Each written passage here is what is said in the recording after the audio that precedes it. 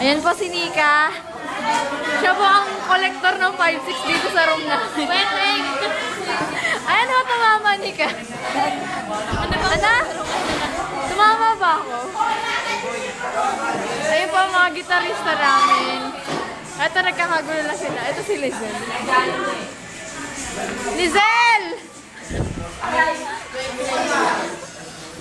Lizel!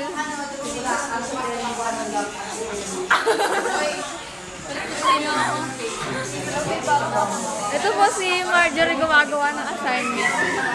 Kunyari lang. Ito may dollar. Ito, may dollar. 43 pesos.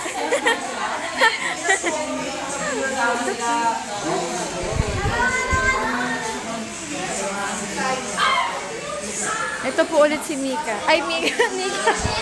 Mika pa. Ah, Mika pangalan mo, diba? Magpakilala ka sa NBI. Oo, ang dami niya pong pera, pero mamaya nanakawan ko yan eh.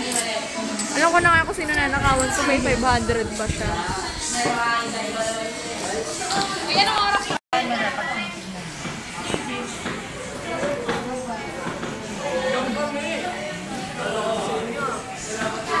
Ang view sa labas na school namin.